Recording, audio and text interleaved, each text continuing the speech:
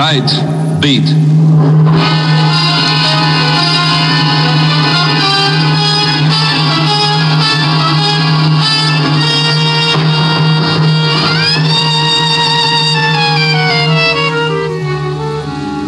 Hi, this is ML Elric I cover the night beat. for the Soul of Detroit. You know, stories start out in many different ways. Tonight's story started when I walked into a nice little guy's private world and it blew up right in my face.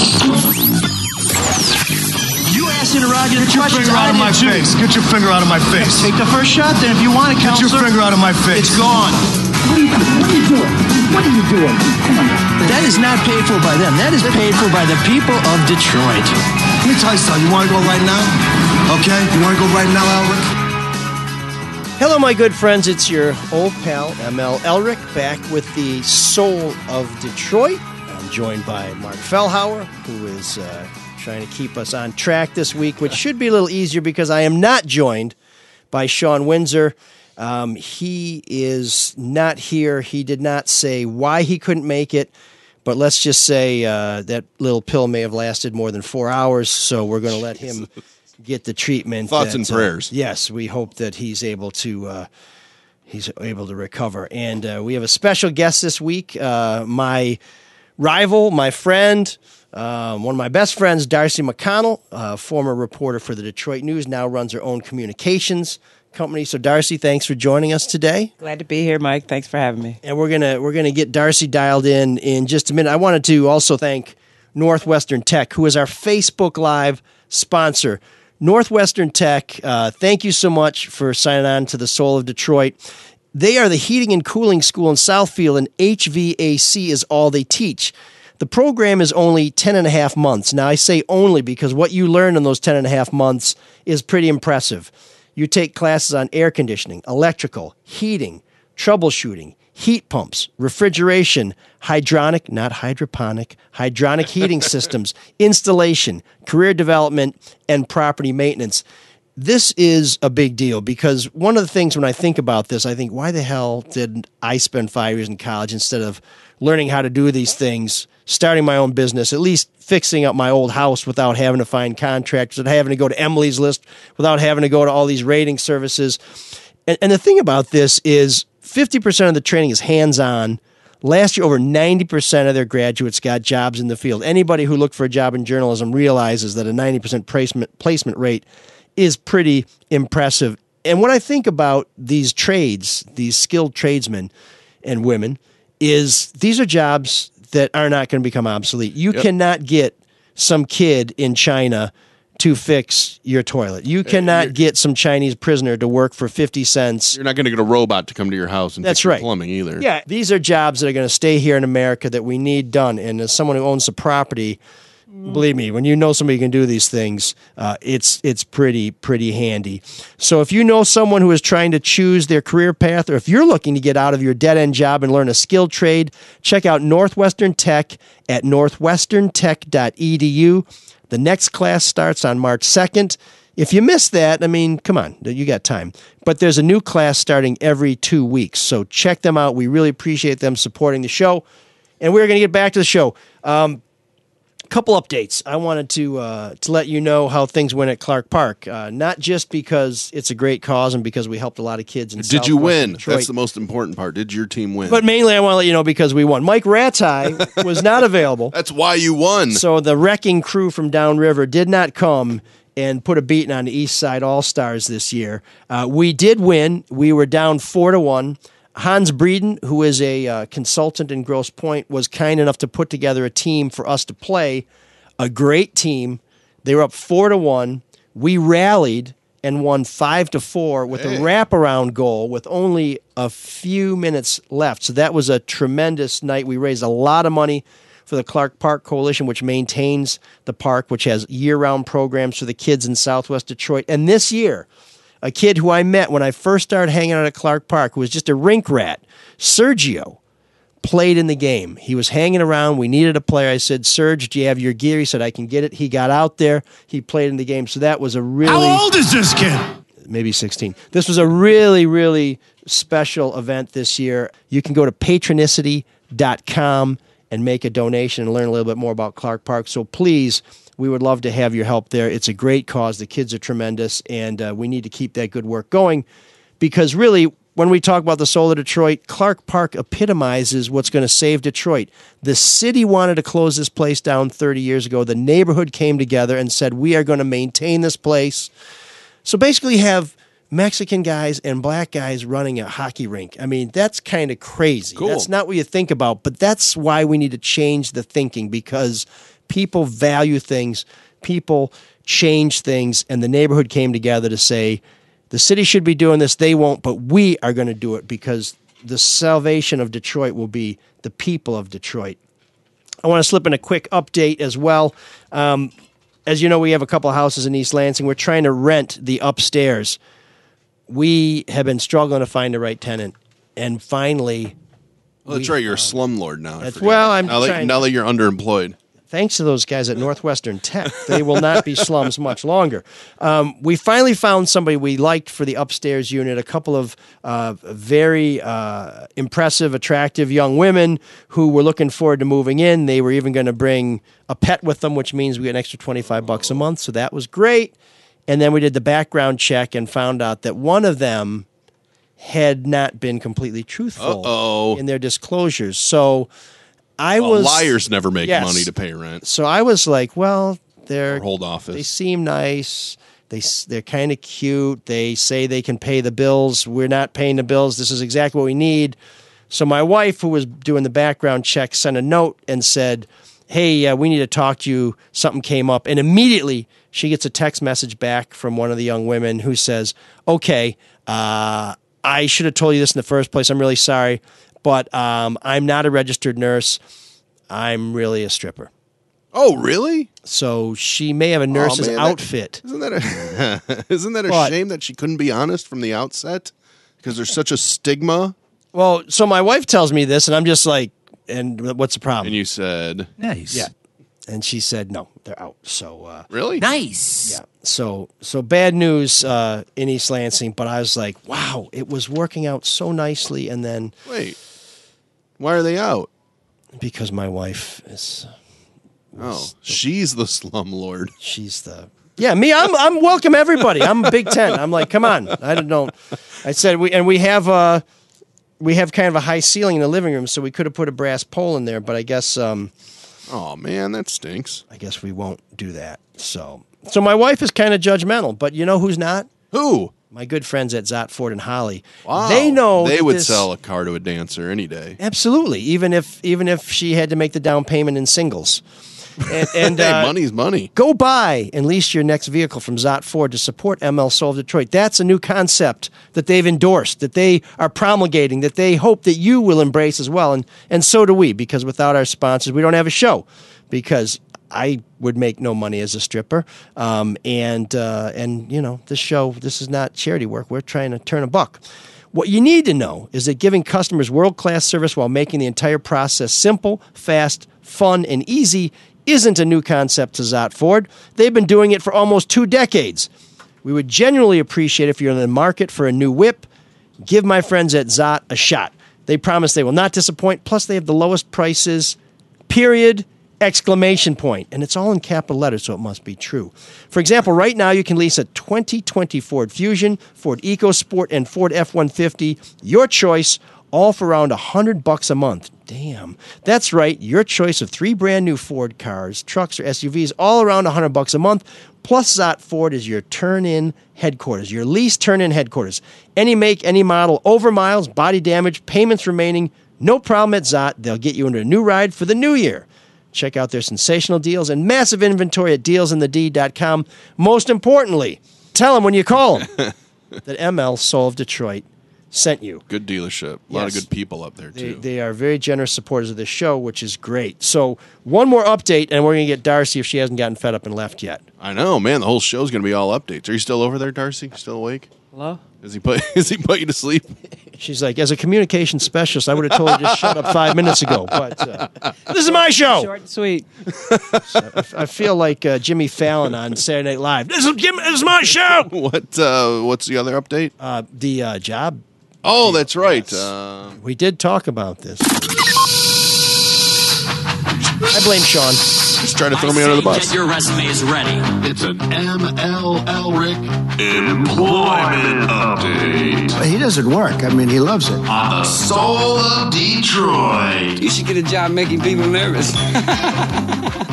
So the good news is I scheduled my my drug test, so I very soon should be able to announce where I'll be soon, which is good because the money ran out a while ago. But it's worth noting this long and circuitous route. Did not end up taking the job as a talk show host at the Christian radio station. Passed on that. That's true. That was a real offer. Yes, it was a real offer. And then they listened to the podcast, and I think that's when it was gone. I am not running for mayor of Detroit. I was contacted and was told, hey, I hear you're running for mayor of Detroit. I laughed, and they said, no, seriously, people are saying that. I am not the same white Mike running for mayor of Detroit. I am the other white meat, and I am not running for mayor of Detroit. I may be doing some investigative reporting for a public radio enterprise, so more on that later. I did not take the job with 9:10 a.m. as their drive time host, and I am finalizing some paperwork to consult on a Kwame Kilpatrick broadcast project. So Very hopefully exciting. we'll be able to talk about that soon. And I should also tell you, there's been a lot of word on the street that Kwame Kilpatrick is going to get clemency from Donald Trump. I can tell you that the people in Detroit who would have been consulted about that, including his own attorney, know nothing about that. But we have a very non-traditional president who doesn't always follow the rules. Yeah. So I don't think we can Just rule pardoned that somebody out. today. Oh, did he? Yeah. Yeah, DeBartolo, Eddie DeBartolo, is that who you were talking about, Yes. Darcy? Yeah, the former San Francisco 49ers head coach, because, he likes football. Darcy's been very patient, and I really appreciate her coming in because we're going to... Oh, he just did another one, too. Breaking news. He commuted the sentence for Rod Blagojevich. Rod Blagojevich. You know why? No, I don't. Trump does not want to be the politician with the worst hair in America. And so if Blago's out there, that's going to be very, very good.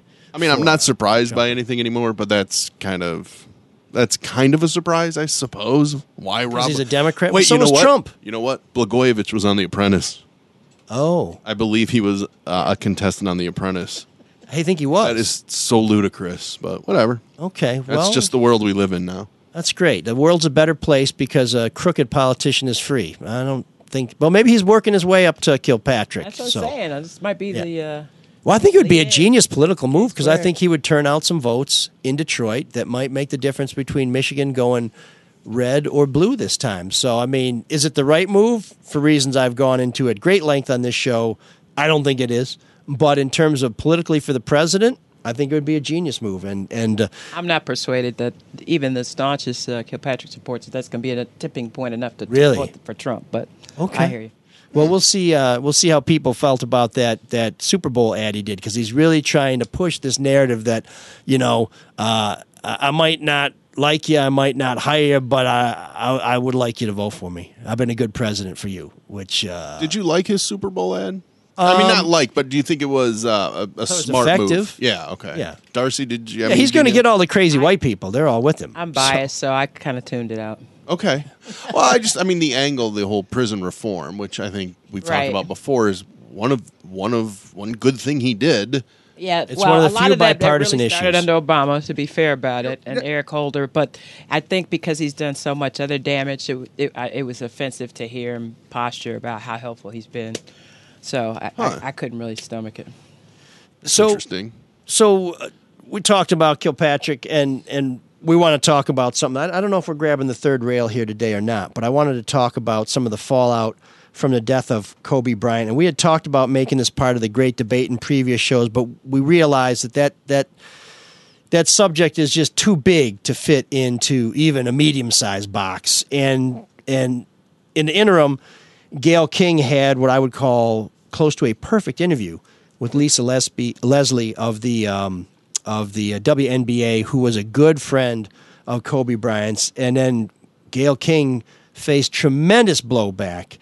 And so in terms of being a communication specialist, in terms of being a strong black woman, Darcy's right near the top of the list. But Darcy also faced some of this when she worked for the Detroit News.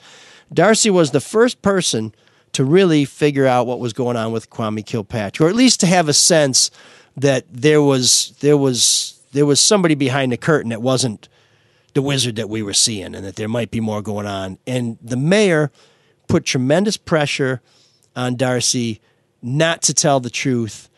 And one of the pressure points he tried to apply to her was, how can you do this to us? And so I see a lot of the criticism of Gayle King and explicitly in some of the comments from Snoop Dogg saying, how can you do this to our people, where we kind of get past the debate about whether it was appropriate to talk about Kobe Bryant's past in warts and all, and really just the one wart. The rest of it was pretty glorious. But we went right to, you shouldn't be saying this, which to me feels like we're skipping over the issue to try and apply pressure to people because of what they look like. And I'm so sick of people trying to control people because of the way they appear, where they come from, what they worship, how they vote. So I wanted to bring this topic up and just throw it out there. I mean, how do people feel about this? I mean, Snoop says he's sorry. I guess it's all okay now, right? I mean, that's moving on. Yeah, right. Well, no, I mean, what he said was so horrific, almost a call to arms, call to action to go after her. So it was way. She was getting death threats, right? Yeah, she was getting death threats in the whole nine. So Oprah said on her behalf. I mean, I just scrolled through Twitter. There were some pretty horrific posts on there, and I didn't take it lightly at all. I mean, people were not just mad, but they were threatening.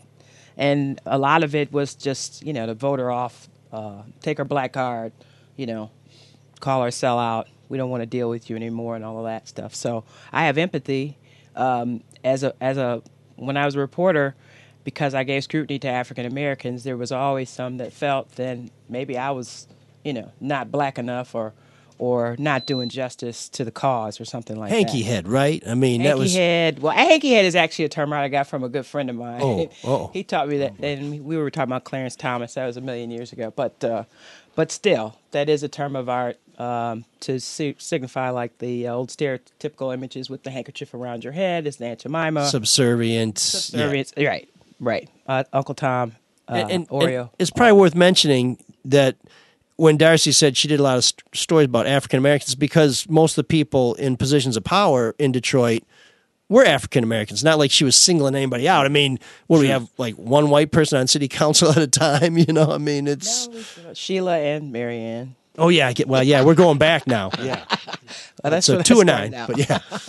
So how much of that did you experience when you were writing about Kwame and you're doing your job and being a journalist and reporting on someone? Well, I mean, I'd say it's a mixed bag. I mean, there's certainly people from the very beginning who didn't like Kilpatrick and thought he would be bad for the city, and so there was no monolith, right, by any stretch from the very beginning, from the campaign forward. Warning or notice to all white people. Like how we all disagree about stuff, black people have different opinions too. So, I feel bad that I have to say that, but I've been in enough newsrooms where bosses are like, "Oh, wait a minute, those two black people disagree." Yeah. It's like, yes, they're just like they're people. Yeah, exactly. Hello. But to this day, there are still folks like. I was surprised recently. I was actually working on someone's campaign. They were a client of mine, and we were having what I thought was a lighthearted conversation about reflecting back on my reporting days, and the person we were talking to didn't really know about me. And I said, well, how would you describe me? And he said, the hatchet woman. And I was like, wow. I didn't see that coming. I thought part of the reason he wanted to work with me is because he respected my time as a journalist, but he still has some baggage from those days. And so there are certainly people that, to this day feel like I didn't treat him, I guess, in a way that gave him enough deference because he was an African American. But the thing is, he was a mayor, and I was covering my beat. And so, he's the one that did it. That just like with he also never asked for a correction. So that's really what speaks volumes. So let's set this up a little bit. Gayle King, the lead anchor now on CBS Morning News, sat down with Lisa Leslie and talked about Kobe Bryant's career, his legacy, his accomplishments. And within that interview, she said, is it appropriate? Should we be talking about the rape accusation against Kobe Bryant? And is that a topic that, we should be concerned about? And where does that fit in the legacy? And Lisa Leslie basically said, well, he was accused of rape. And being a good interviewer and a good journalist, Gayle King said, well, the case was dropped. There was a civil settlement, and the accuser wouldn't come forward. And Lisa Leslie said, "Well, whatever. We should have talked about this while he was alive," which it was talked about when it happened at the time. But afterwards, and then they got back on track and talked about some other things, how much he meant to Lisa Leslie and how much he meant to so many people. And then afterwards, Gayle King was criticized in part because CBS, when they teased the interview, really focused on her asking about the rape allegation. And Gayle King did come out and say, I felt, really set up by my network that they highlighted that because that was only a portion of it. The interview was 5.5 minutes long. Yeah, which is a lifetime on TV. And that the portion that dealt with his legacy and the sexual assault was about a minute, maybe a little bit less. Yeah. So I'd say 45 seconds, minute 15. Exactly. Yeah. So the bulk of the interview really dealt with who he was, everything but that. Right. So, if you want to make the case about balance, it'd be tough to make the case about imbalance if 90% of it is dealing with something else. Right. And it was the only setback in his career. I mean, other than injuries. I mean, you do kind of have to say that. I mean, it sort of humanizes the man to say he didn't live a perfect life, but yeah, no one does. No. I mean, this is a pretty horrific attack. Even if you look at how she framed the question, she said it's been said that his legacy is complicated because of sexual assault charges that have been dismissed. She acknowledged they've been dismissed, and is it tough for you? Like, it's still, the question is really asking her personally how she feels about it and his legacy. Yeah. Very respectful, not confrontational, in context. Right. Do either of you as journalists have any problem with the questions? No, I don't have any problems with the questions. I think it's fact versus opinion. There's no opinion offered there. She's not cutting her off. She's not animated. She's giving her a chance to answer. And again, the biggest issue that people have is, did you get it right, and then were you fair? And so, like I said, it was like 90% of it dealt with the rest of his story. Yeah, and I think one reason why it did go on for around a minute is because Lisa Leslie responded with something that wasn't accurate, so she needed to set the record straight. So although that's where a lot of people felt like, maybe that she went too far. People felt like because Gayle distinguished what happened as it related to the court case by saying that it was dropped because the woman wouldn't testify. But isn't that accurate? That's what I said. It's factual, so I don't have a problem with her saying that. Now, Gayle had a problem with CBS using that clip and putting it out, which I kind of think maybe hurt any kind of support she would have had because she kind of attacked someone else. Do either of you guys have a problem with CBS using that clip to promote the interview? Well, from a TV perspective, I can tell you that when you're doing a promo, the stations and networks want to use the most poignant moment, the most electric moment, and I guess you could argue that was a pretty significant moment. But at the same time, I'm somewhat sympathetic to Gayle King because I would say if you just zero in on that, it doesn't fairly represent the entire interview, and you're going to hang me out there because I think people who have done this. I mean, and I'll let Darcy speak to this, but what's going to happen. The first thing. I mean, I know from my stories, the first thing I'm going to be criticized for is the way I look. A white guy doing stories on black people. It's going to be put in sort of a, there he goes again, attacking people. And I think CBS probably should have been a little more mindful of the damage that they might have done or the distress they might have caused to Gayle King. But I think that was probably the last thing on their mind. I think, as you said, they were trying to get the most scintillating numbers, thing out there that would drive people to click or watch the program. I do think I understand her concern because it's sort of like, I guess in my newspaper days would be the headline or the photo, which is what people are drawn to the most, and it may have nothing to do with the story, and it should drive me insane. So I'm empathetic with Gayle. I don't know if there's any conversation, though. I mean, we didn't have much conversation about our headlines and photos of the stories. No, if you stayed late, you might see Gayle probably them. was blindsided by it. So, but I think she did get a decent amount of support, probably more from current and former journalists than anybody else. Well, that's the other interesting thing, Darcy, I wanted to get your opinion on. Are you surprised Snoop didn't get more criticism for what he said? Because I thought it was pretty light, and I don't know if that's because, hey, this is Snoop. He's a gangster rapper. He's had a history. This is just how he does it. Or, well, I don't understand. A lot of people love Snoop Dogg. Yeah, but he was cursing her out. He was, I think it's fair to say threatening her. Did you guys think? And he was very serious. This was not. Well, so there's different schools, right? Mm-hmm. Blowback from all his endorsement, branding, show deals looks like little to none. From a lot of black women, quite a bit, and I think that's part of the reason. And black men, I think that's part of the reason he walked it back. Susan Rice kind of went a little over. I liked what did she said. And then the next thing you know, they start doxing who her kid is. And Susan Rice is a former ambassador of the United Nations. Yeah, she said that he was African-American woman. I think she used the F out of line and said that if you come for her, an army's coming back at you or something. Nice. I think she threw a threat back at him. I think she said, Snoop, back the off. That's the quote. Yeah. So that was really her? That wasn't a drop? Well, that was someone reading her tweet. Okay. Yeah, no, it was someone reading her tweet, but that is what she wrote. She told him to back the F off. Right, and then she said something about an army come from or something like that, I thought. So there definitely was a response, but in terms of his bottom line, no, it doesn't look like it. And I somewhat surprised, but it's always hit or miss. Somebody's total income net worth is imploded through one of these scandals, and the next person has no impact whatsoever. So I know that when you've done this for a while, you know that people are going to find something to attack you for that has nothing to do with the subject matter. And I think the challenge is to do the job without being gun shy. But I wonder if in the counterattacks, the attacks, let me just say the attacks on Gayle King, how much that has to do with not just you look like me, how can you do this to us?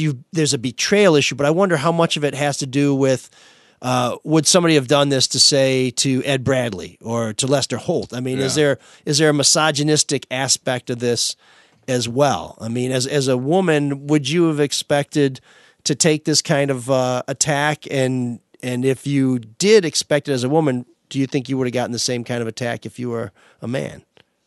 I don't know. I've always said I feel like I tend to face more as an African American than I do as a woman, and it's usually hard to separate. But within that we have our own challenges, and definitely there's a bigger challenge with rape culture in the black communities than there is in any other community. I mean, we're still trying to get people to understand that and figure out how they contribute to it and to tackle it. Well, step back on that for just a minute, because you've done a lot of work with Kim Worthy to raise money to get these rape kits tested in Detroit. I mean, a lot of work, raised a lot of money, brought a lot of justice to the community. But what is the hang up there with that? Well, I mean, in with general, people, I think. Well, first of all, the best examples I can give are sort of like Bill Cosby and R. Kelly. There are so many people that to this day still defend an R. Kelly or a Bill Cosby, and many of them are black men and black women, frankly. And so that just to me speaks to how much further we have to go. You hear these same refrains from people, which are the best pie chart I ever saw is what causes rape, and it had like alcohol, the clothes, the time of day, where it happened, and then the pie chart just said rapist. That's it. Yeah. I don't want to hear about all this other garbage. But there are too many people that are still having that same conversation. And so that means we have a lot of work to do. Well, and I think this is not anything that's limited to one particular community or faith. You have Catholics saying, can we stop talking about the priest abuse because it brings down the faith. I mean, I've had, the trial. Weinstein. I mean, I don't know how their whole message was these women, asked for it, did these things. There was nothing to see here. If you look at the whole approach to the testimony in Harvey's trial, and we'll see what happens. Which is interesting because Snoop brought that up in his rant. Like, Gayle, why aren't you going? And I'm sitting there going, first off, she has interviewed plenty of his the survivors of what he did to him. She would interview Harvey Weinstein and ask tough questions anytime Harvey's up for it. Yeah, and she interviewed, I think, his attorney. She interviewed anybody that they were willing to allow to participate in the interview. It wasn't like she was tepid about doing that. It was just access. I think it's interesting. I really think Snoop did it because he's friends with Kobe. He didn't go after her when she asked really tough questions to R. Kelly. So, again, this is different. Even she didn't want to piss. He didn't want to piss R. Kelly off. But it was one of those huge events. We're talking about a GOAT. We're talking about someone young dying with his daughter, horrific way, sudden way, black. I mean, it was stung for everybody. Was in kind of disbelief. So it was so close to home, even though they may never met the guy in their lives. He's done far more good too. I mean, he's done a lot of good things. But yeah, I mean, clearly he may not have, and Kobe was a Catholic. He may not have abided by his vows to his wife to, not stray, but really a model citizen in many other ways, and someone who was even admired by the people who he tried to beat the hell out of on the basketball court. I mean, he was a take no prisoners type guy. He had very well publicized feuds with Shaq, but in the end, Shaq, admired him and respected him and gave him great praise. Darcy, why do you think he didn't attack Gayle for the questions on R. Kelly, though? Is there any? Well, I think those are two totally different situations. I mean, whatever. I mean, R. Kelly is. I don't even know what the count is up to now. And we're talking a serial abuser, rapist, pedophile. I mean, kidnapping. Yeah, many accusers. Emotional abuse. Marrying teenagers. You know what I mean? Yeah. Aaliyah was what, 16? 14. 14. So I don't think people put R. Kelly and Kobe in the same conversation, let alone the same space. But to me, I just see it as a journalist asking really tough questions, and he didn't like it because he knew Kobe. Well, again, all those things that I outlined before, people, but also let's not forget historically, it's not like there's been this, fantastic treatment of African Americans when it comes to balance, hiring, coverage. There's still a challenge with staffing levels. There's still a challenge with balance. So there's already a distrust by a lot of folks, not everybody, but a good percentage of folks about the press corps as a whole. So we can't ignore that either. And so that's going to guide, how you respond to it, regardless of who's doing the reporting. And at the time that this alleged rape happened was 2003, and I like to think we've come some ways since 2003, but there's also the issue out there that I think a lot of Kobe's defenders would say is, was he really a legitimate rape suspect, or was this a matter of a black man with a white woman, and so people are immediately going to believe that this must have been forcible? So, I mean, when you really drill down into the issue, and I think, you really need to try and explore this, but of course people are like, don't even talk about it in the first place. We don't want to get down to the nitty gritty. We just don't want to talk about it at all. Right. But it is very difficult when you're a reporter, when you have to talk about somebody's life, no matter how wonderful they are, you have to mention the downsides. Now, I started at the Free Press as the obituary writer, where I wrote obituaries for people nobody really knew. So we just pretty much, if they said they won the Medal of Honor, took them at their word. But when they write the obituary for Bill Clinton, no matter what he did for the economy, no matter what he did to elevate people, no matter what he did to try and get some of the bias in the military against homosexuals abated, he's going to be the president who had an affair, who was impeached, and you cannot tell the story of Bill Clinton without that. Donald Trump, you cannot tell the story of Donald Trump without the bankruptcies, the affairs. Well, okay, sorry, maybe there's a few you got to get in there. And the impeachment. For both of you, though, after Kobe passed, there's the Washington Post reporter, Felicia Sanmez, who, tweeted out another article that said, hey, look at these details of what happened. And a lot of people, I kind of felt like maybe it was too soon. But at the same, I mean, that, like you just said, that's part of his whole story. So was that appropriate for her to do that? You're talking about the tweet? Yeah. Was it too soon? I mean, when and how do you handle that aspect of his obituary?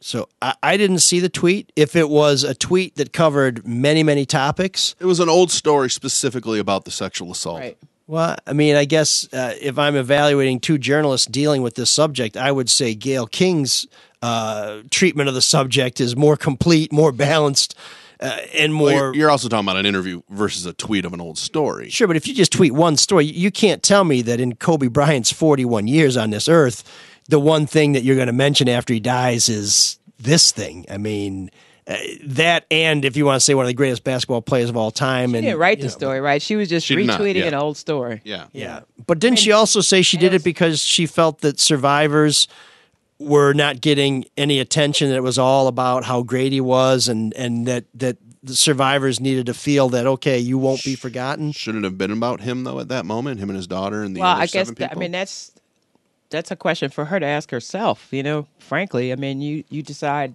what you're comfortable with and uncomfortable with, I guess. Let's say somebody came to McConnell Communications and asked, advise absolutely us. not. I would probably advise against this right now. There's something to be said for the pause for poise, right? Yeah. I mean, let's deal with the immediate aftermath, and then we can give the fuller 360 degree view. A couple points I want to make, though, when you were talking about Clinton, because when Brooks Patterson died, a lot of people were concerned, like there was glossing over of his history as it relates to race relations and some very incendiary comments and all of that. And so, if it's good enough to talk about in Brooks' past, then it's good enough to talk about anybody else's past. And I think that's all we're speaking to. It's not trying to be insensitive. It's just trying to be balanced and fair. Mm-hmm. And then I just want to, if I could, read what Kobe said in his apology about the sexual assault. Because this is part of that whole rape culture thing where people don't get it. So after he apologized to his family, her family, the community, and he said, I also want to make it clear that I do not question the motives of this young woman. No money has been paid to this woman. She's agreed that this statement will not be used against me in the civil case. Although I truly believe this encounter between us was consensual, I recognize now that she did not and does not view this incident the same way I did. After months of reviewing discovery, listening to her attorney, and even her testimony in person, I now understand how she feels that she did not consent to this encounter. And so I say that to say that, it's not some black and white cut and dry thing when you start talking about sexual assault. And if Kobe even said, okay, you know what, clearly she didn't want this in her mind's eye, so I apologize. My other problem with his apology is wasn't that part of the settlement?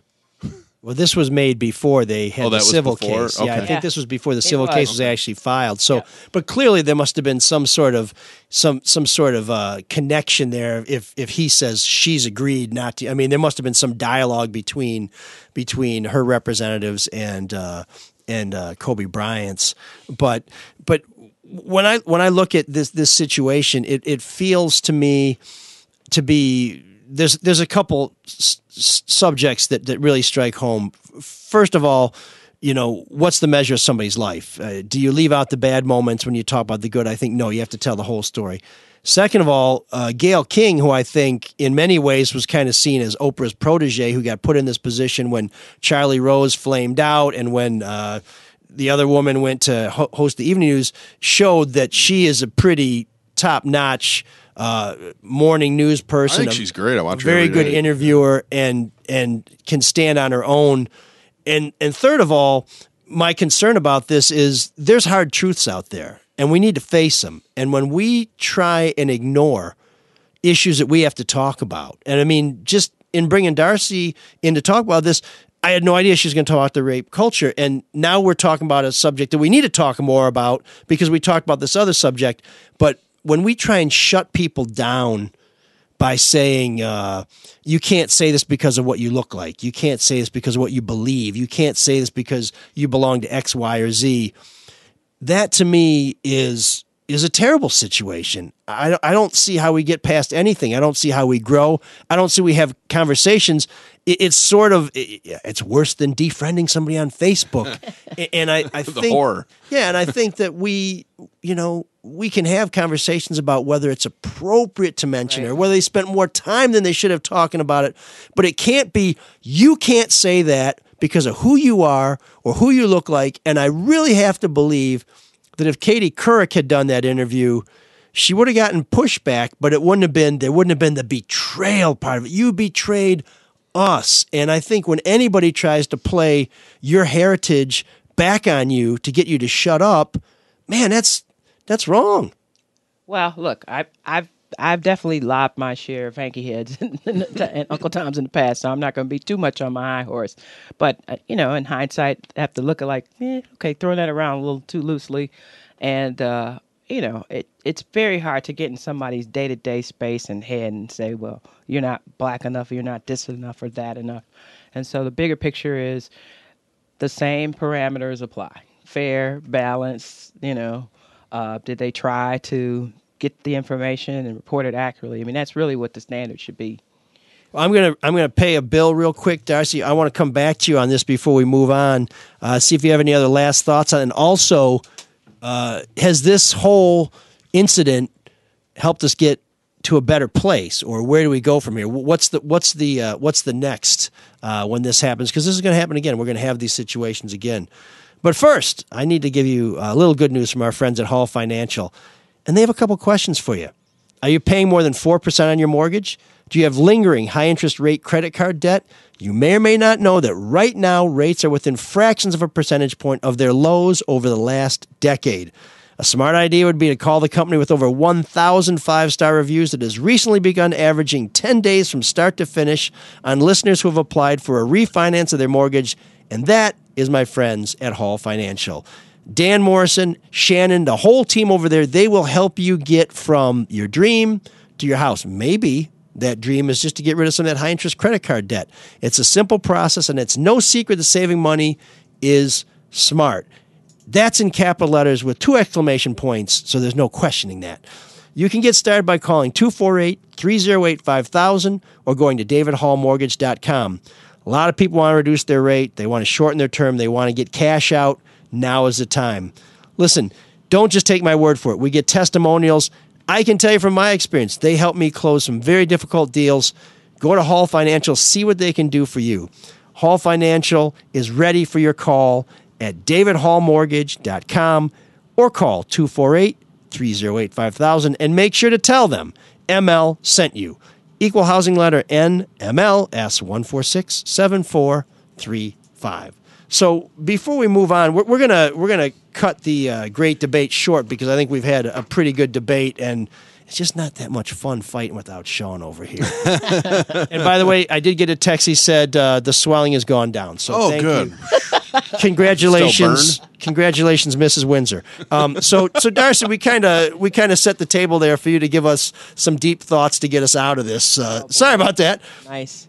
I always try and screw the smartest person in the room on this stuff. So today that's you. I mean, I wish I could say that this, allows all of us great pause to not react so quickly, to try to build deeper and greater understanding. But that's not mostly what I saw. Like, I hate social media debates, so I don't really post a lot of controversial stuff. And even when I posted an article that I think that basically talked about, like, stop being mad at Gayle. That's really a bad paraphrase, but essentially that. Then I got some really nasty vitriol from a buddy of mine from high school, a former elected, you name it.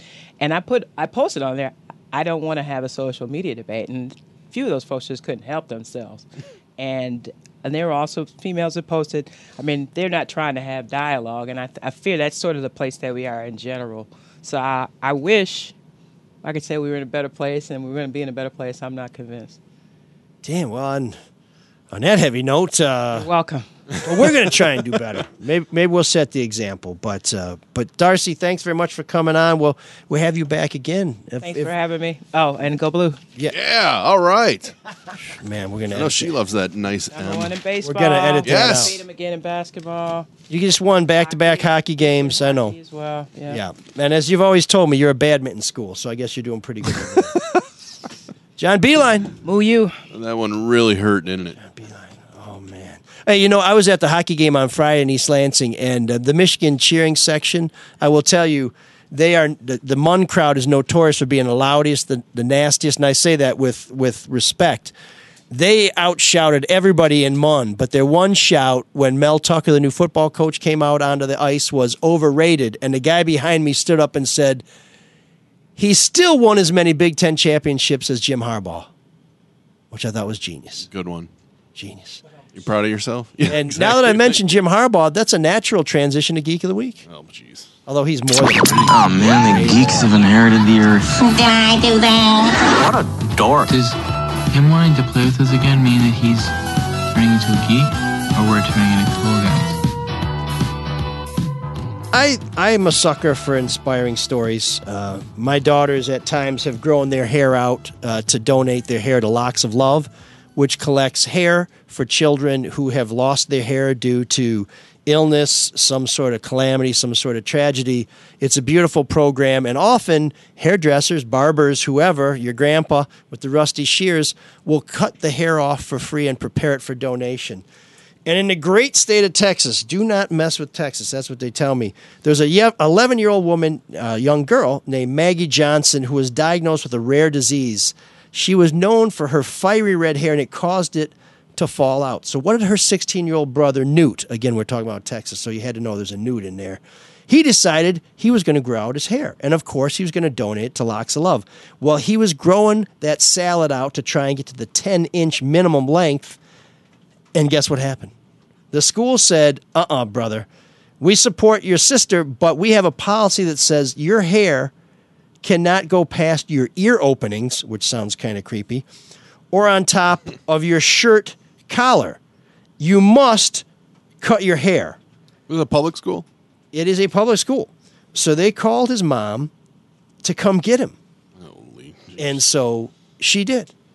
Now, this obviously upset some people who saw what the brother was doing as a beautiful tribute to his sister, and maybe a chance to sneak a mullet in there when people weren't looking.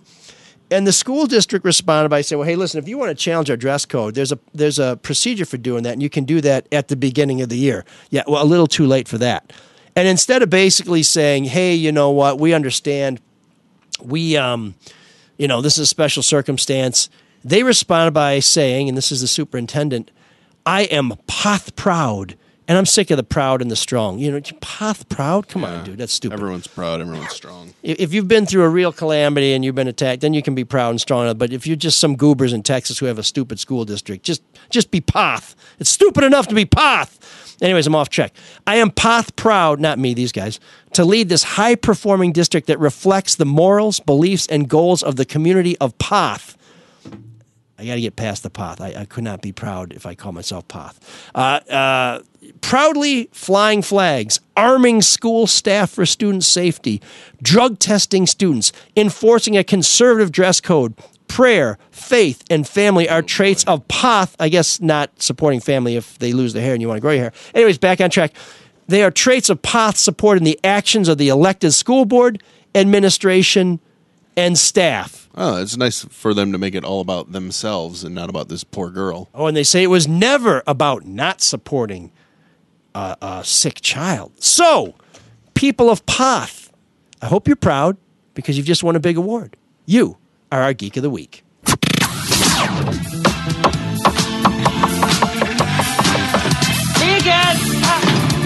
an all-night party in room 7609.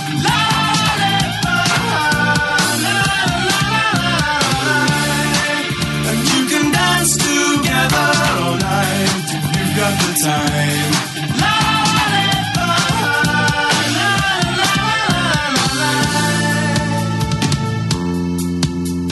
Everybody here is sick.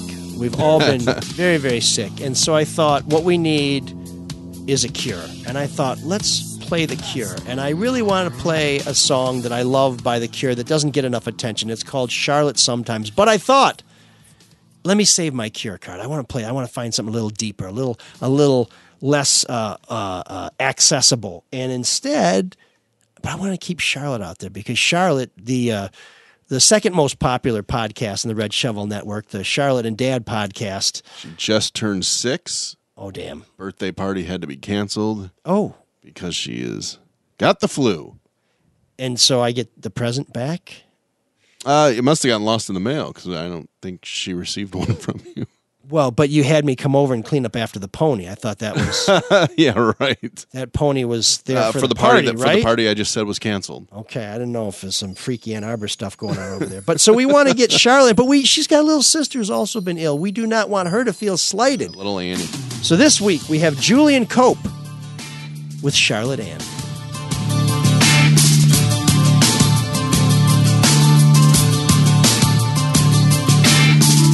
And in my room, I'm alone in my room, and maybe staying here for just a while.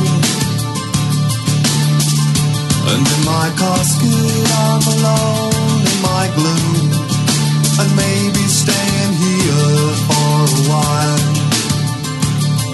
Oh, can't you see, light is only in your eyes. Would I be guilty? Would I be? The sound you bring is an antiquated thing, so please don't look to me for guidance. Charlotte, I do understand. Charlotte, I do understand. Charlotte, I do understand.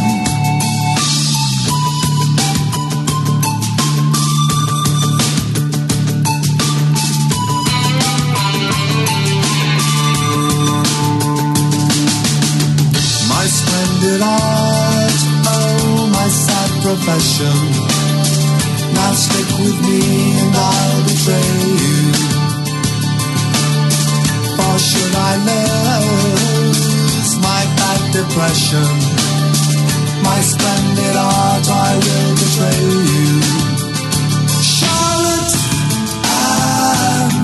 I do understand. Charlotte, I do understand. Charlotte, I do understand.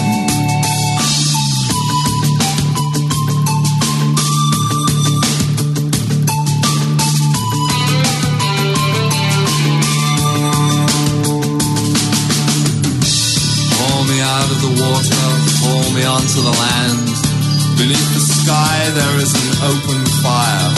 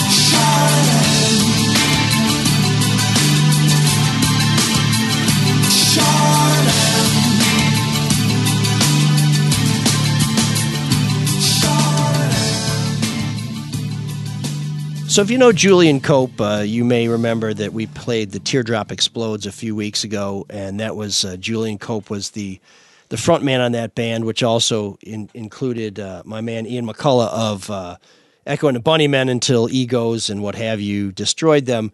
Julian Cope is an interesting dude, memoirist, artist, social commentator, musician. You probably know World Shut Your Mouth, which was his most popular single, but this one is kind of subdued. It's kind of a nice little end to a long and complicated show, sort of a very sweet little get well message to Charlotte. I was gonna say, or if you're sick, it might help you get some rest.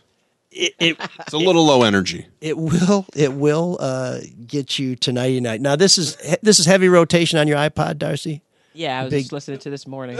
Was it? Okay, so I'm sorry to put Julian Cope on you twice in one day. And a banana, because I couldn't remember the words. Well, it's pretty easy. It's just Charlotte, and then he says some other stuff. So anyways, we're always looking for your suggestions for Room 7609. Darcy, you approve of Room 7609? Would you be a return guest? Oh, yeah, absolutely. I actually enjoyed the song. So okay. It didn't put me to sleep. It was not on my playlist either. Well, Mark may... Maybe I have to let it grow on me, I guess. Mark may have some meds that are playing a role in that. So, so we're gonna try again next week. We love to hear from you folks. We love to get your suggestions for Room 7609. If there's a subject you'd like us to debate, if you have a geek that you'd like to nominate for Geek of the Week, you can reach us at mlsoulofdetroit@gmail.com. We've been hearing from a lot of you, and we appreciate it coming in. Christopher says, I don't see an option to make this a recurring donation. Slow down on that. I know, that's on me.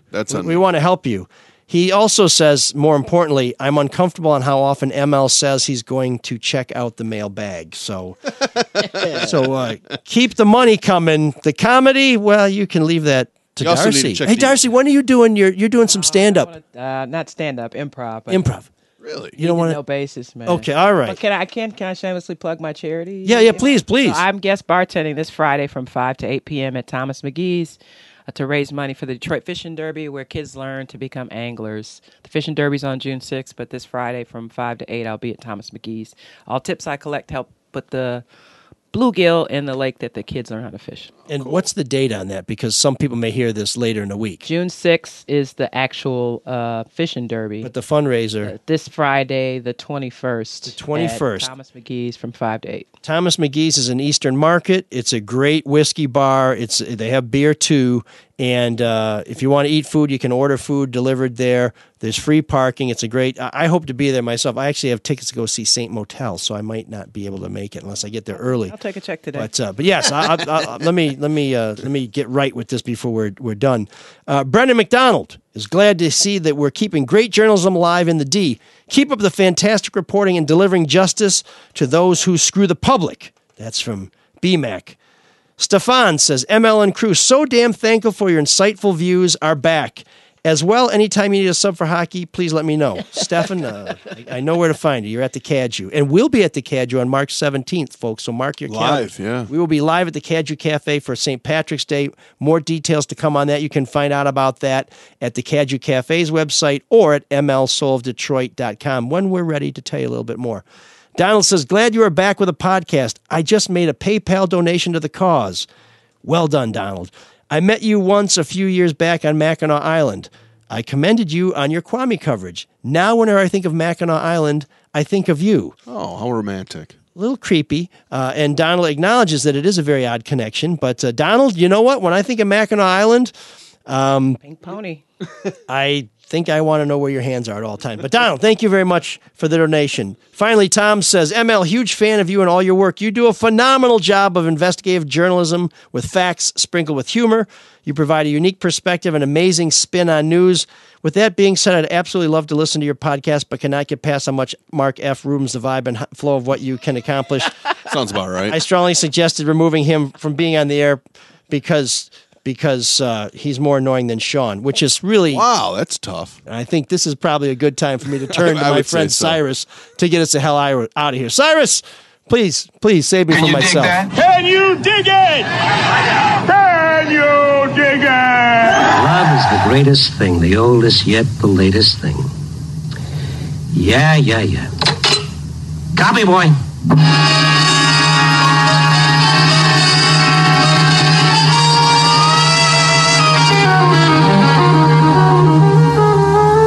Listen next week at this same time and every week as M.L. Elric searches through the city for the strange stories waiting for him in the darkness. The stories that come out of the shadows to find their way into Night Beat.